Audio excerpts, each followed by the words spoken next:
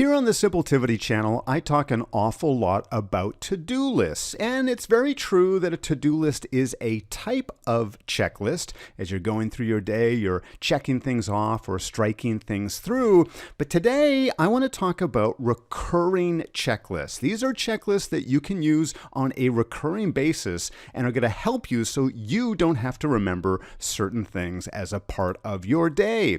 Hello everyone, Scott Friesen here at Simpletivity, helping you to get more done and enjoy less stress. And I want to give an extra big thanks to Rob Joseph for today's video. Rob gave me the suggestion for focusing in on checklists, opposed to just to-do lists, checklists that we can use on a recurring basis. So let me start off with an example of a checklist that I use on a regular basis, and that is my travel packing list. Here you can see I've got a variety of things. A lot of them are clothes, but it also includes some things like my passport, my earbuds, and maybe both my dress shoes and my sneakers. Now, here's the thing. I actually travel quite frequently, and as a result, I pretty much know this list very, very well. Most of the time, I probably don't even need to refer to this list, and you probably have other activities in your life in which you've done them so often, you think to yourself, I don't even need this checklist.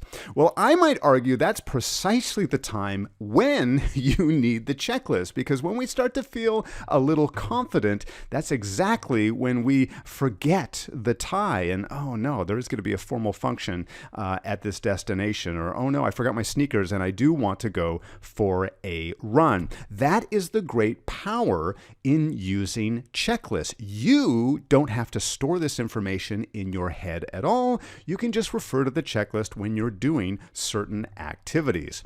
So let's take a look at a few other examples that I have here. The checklist that I have here is called an end of workday checklist. And this can be great if you want to end your day on a positive note and maybe make sure that you don't forget anything or that you've crossed off a few things on a regular basis. So I've got a few examples here, including, reviewing my inbox to make sure that there's nothing urgent, that, that I can safely ignore my inbox or ignore email for several hours. Maybe I want to check to make sure that there's no remaining voicemail on my phone.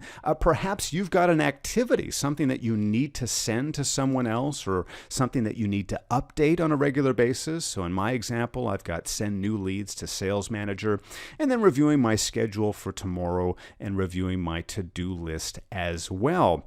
The other nice thing about using a checklist like this is that we don't skip over anything or we don't rush the process. If you know when you created the checklist or when I created this checklist that these are good things. These are things that I really should be doing in the last 10 minutes of my day. It's great to be able to run through them and just check them off as I go. Now, in today's example, I'm using Google Keep to show you these checklists, but of course, you can use a checklist in almost any other tool, whether you use Keep or Trello or Evernote or Todoist. Hopefully, your project management tool or your to-do list app has the capability to have a checklist. And the other nice thing in most of the apps and technology that we use, here you can see I've crossed everything off of my end of workday checklist. What I can do is I can actually go down here and just say uncheck all items. So when I'm finished, I can say uncheck all items, and now I'm ready for tomorrow. Now I'm ready to use this checklist again in the future. Let me show you two other quick ones here. I've got a weekly review checklist, especially if there's something that you don't do daily, right? Maybe this is something I only do once a week. Maybe you've got a monthly review or a quarterly review. You can put it all here within a checklist. Make sure that you don't forget any of those steps. And keep in mind, these are living, breathing documents or checklists. These are things where, I might add a few things over time and I might remove or revise or adjust a few things over time as well. The last checklist I wanted to show you here is entitled Morning Routine. And hopefully you've got some kind of routine. Well, we all have some kind of routine, but hopefully you've got a productive and a positive routine built into your day.